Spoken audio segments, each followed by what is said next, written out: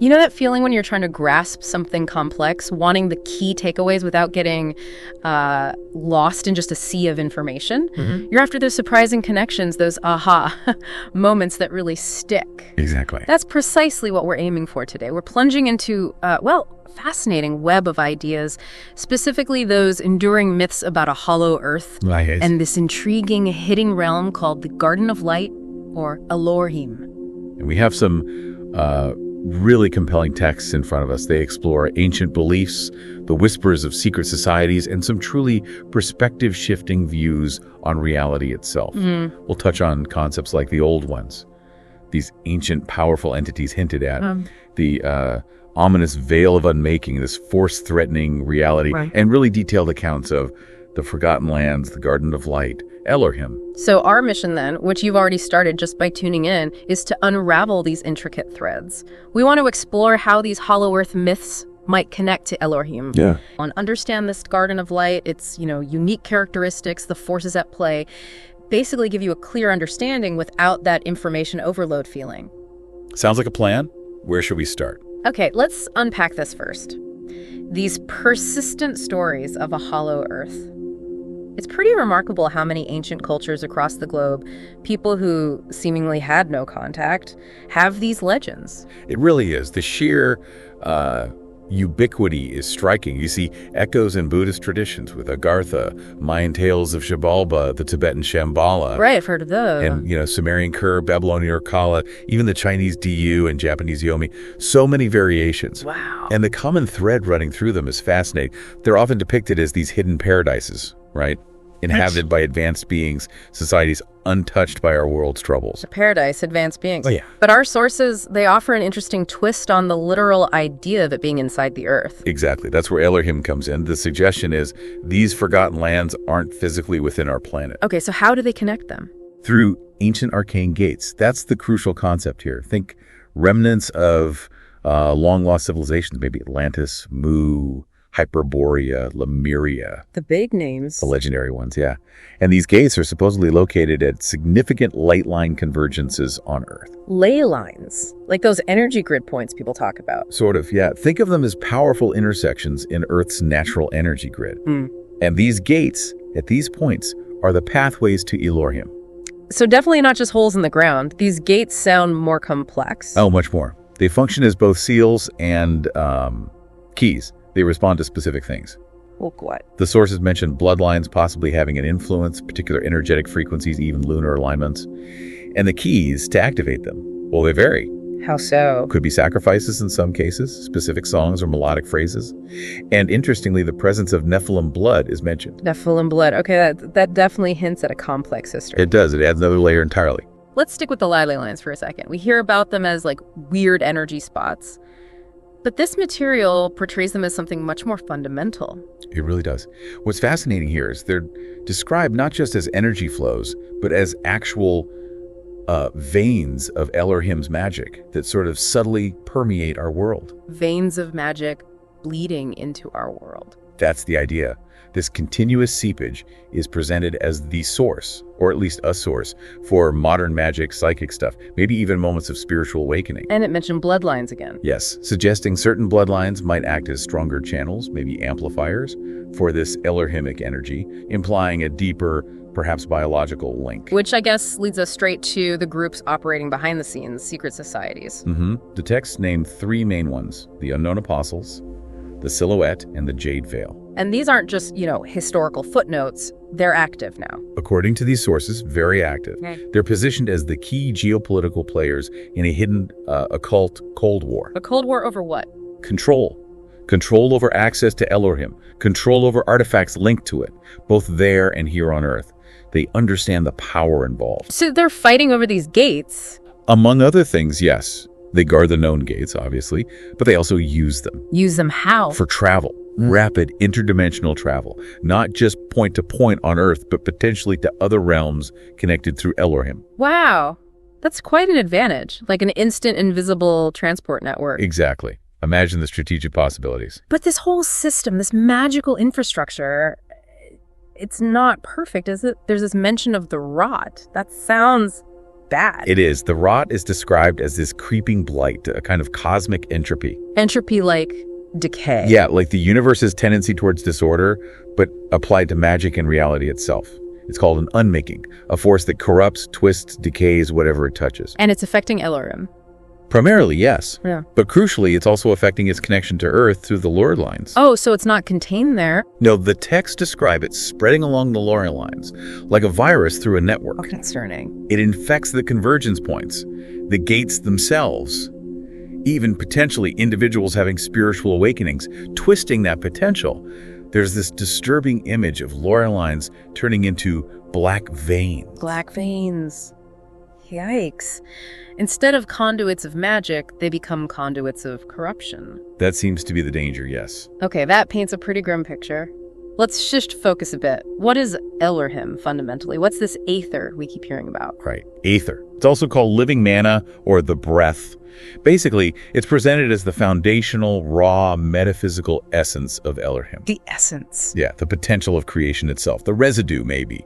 One source calls it the afterbirth of creation. Poetic. So it's not just like an energy source you can tap into. Well, yes and no. It is energy, but it's more fundamental than that in Elorhim. It is the world. It's in the rhythm of the land, the fabric of existence there.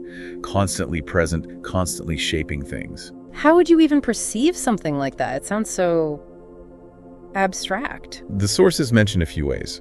Some people sense it in dreams, apparently. Others might use special objects, soul lenses, to get a glimpse. Some soul lenses. Yeah.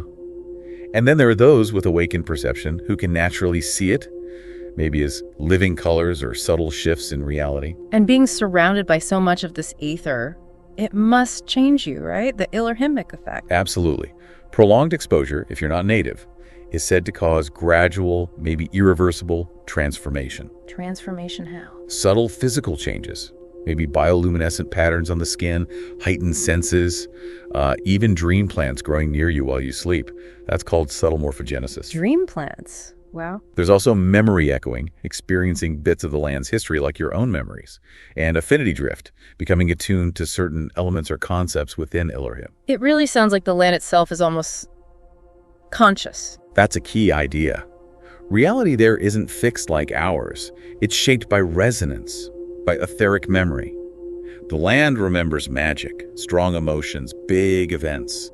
So landscapes could seem self-aware, forests feeling sorrow, mountains remembering names. Exactly that kind of thing. Yeah. Rivers might even change course to avoid places marked by trauma. It's a very different way of interacting with the environment. Incredible. What about the people there who work with this Aether directly? The mages. Right, the mages of Elorhim. They're called remembrancers.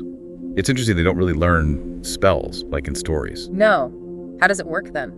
They recover them from the world's memory or their own soul's memory. It's about accessing knowledge that's already there. So magic isn't about memorizing words. Less about incantations, more about intent, emotional resonance, their connection to the Aether. So their magic is tied to who they are, their identity. Very much so. The texts talk about the power of true names. The core identity of a thing is a key, and they use recollection rituals.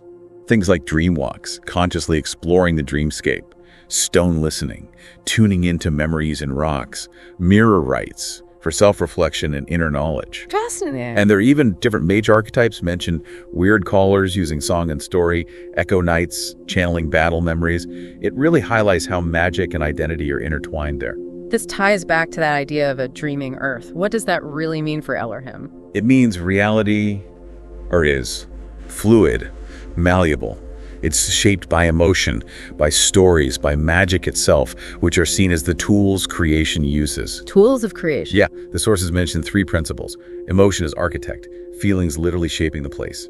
The laws of story, strong narratives influencing events. And magic as creation's tools. Magic is the ongoing process of the world forming itself. So the world is constantly being dreamed into existence. In a very real sense, yes. And this dreamlike quality extends even to the sky. Elorhim has 3 moons. 3 moons. Okay, tell me about them. Metra, Deimos, and Yrthal. That's right. Metra first. It's a silver crescent, fixed in the north like a compass. But crucially, its lower part is always in shadow. Why? That shadow is described as the rot, visibly dripping down onto Elorhim, a constant reminder of the corruption. Wow. Even the moons aren't safe.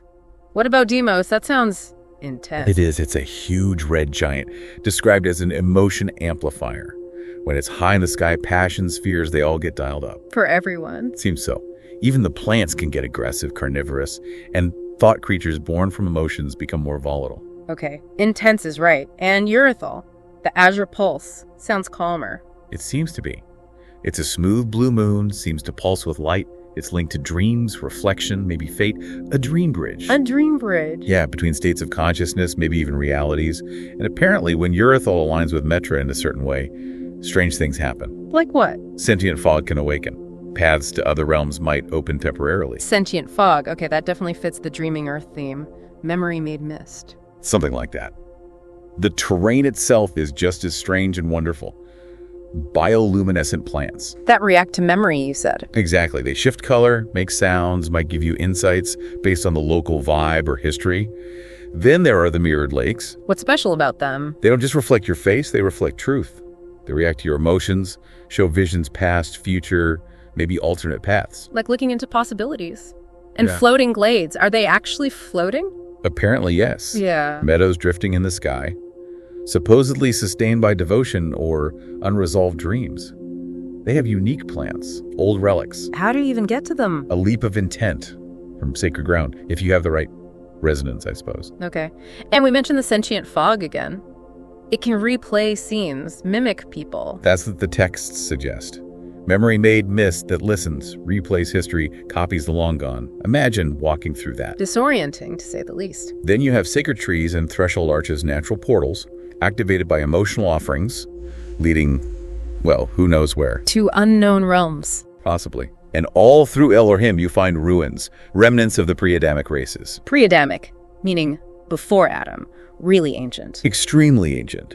Civilizations with bizarre tech, different physics maybe, bone towers humming with energy, obsidian structures reacting to emotions. It's like every inch of the place is alive with history and magic, and at the very center of it all, the cradle tree. The heart of Elorhim, the source of its dream body, its memory magic. But it's corrupted, you said. Deeply. Legend says it grew from the first dreamer's breath, its roots shaped the land, birthed the moons, but now it's wounded, weeping black mana. Black mana sounds like the opposite of life force. What does the corruption look like? Bleeding roots pulsing with dark energy, a hollow heart containing a mana maw, some kind of entity that eats memories, a withered canopy. A mana maw. Terrifying. The whole area around it, the corrupted grove, is dangerous. Mutated things, pools of this black mana. And deep within the tree, there's the root labyrinth, a spiritual dream plane, apparently.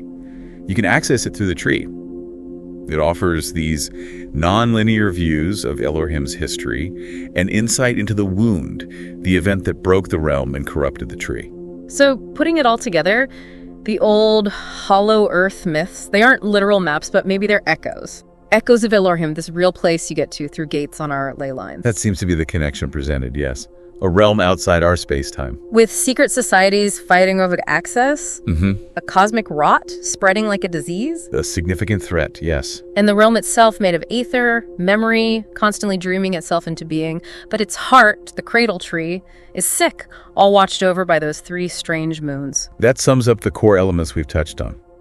How these myths might be distorted reflections of something far more complex, accessible from our own world, yet fundamentally different. A place where consciousness and history shape reality itself. It makes you think, though. If Elorhim is a world that dreams itself, and its heart, the cradle tree, is corrupted, what does that mean for reality there?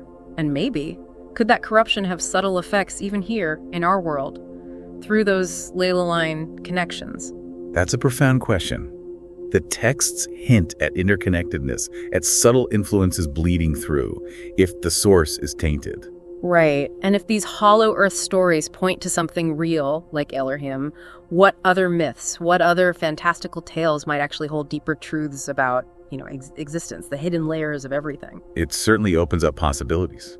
Thinking about which stories might be echoes, which might be metaphors, and which might be closer to a forgotten reality. It definitely gives you a lot to chew on. Absolutely. This dive into Elorhim, its connection to our world, the gates, the rot. It's really just scratching the surface. We hope it's giving you some intriguing points to consider. Yeah, maybe dive into your own research on these myths or consciousness or these esoteric ideas. Think of this as a starting point. A glimpse into the forgotten lands, perhaps sparking your own journey to explore what might lie just beyond the veil of the reality we think we know.